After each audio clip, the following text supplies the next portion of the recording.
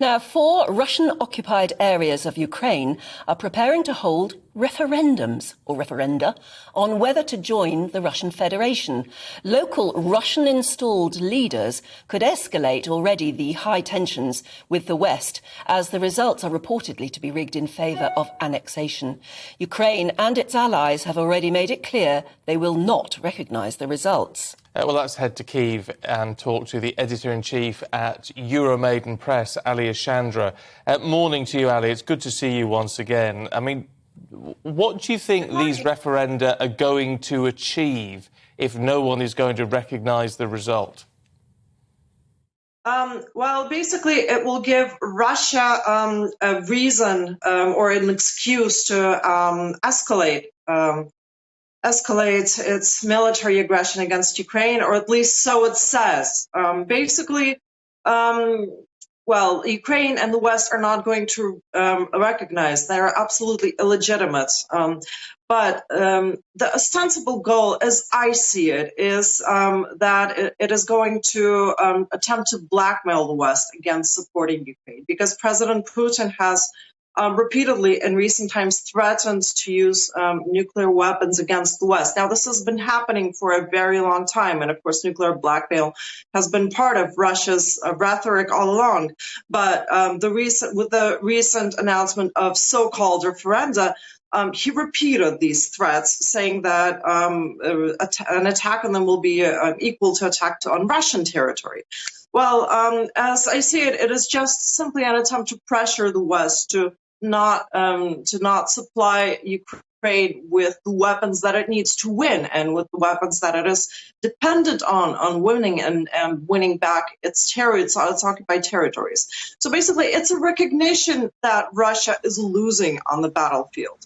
And as well, as for this aspect of Russia losing on its battlefield, of course, it needs to present some results to its domestic population, because it's 7 months of this war. Russia has not achieved its declared goals. And of course, Putin needs to present some victories. So these fake referenda where the needed result is just painted by the occupation administration. Of course, this will be presented as a victory back in Russia, so that Putin maintains the support of the nationalistic and warmongering part of the population that supports his so-called special operation, that supports his war against Ukraine.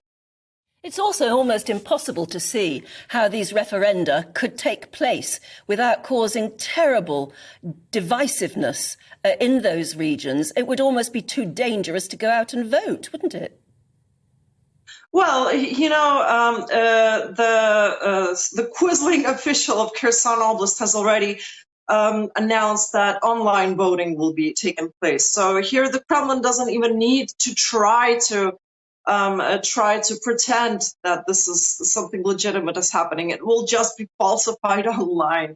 And I mean, you know, for many months, the collaborator officials, the Quisling officials of these occupied regions, they have been announcing these referenda, but they have not taken place because of local resistance. In the occupied territories, a formidable partisan resistance is taking ground. And in recent months, they have actually killed the collaborators that have declared their support, that have tried to organize the referenda. And so basically, partisans, they have killed them. They have set up bombs in the offices where these illegitimate plebiscites are being prepared.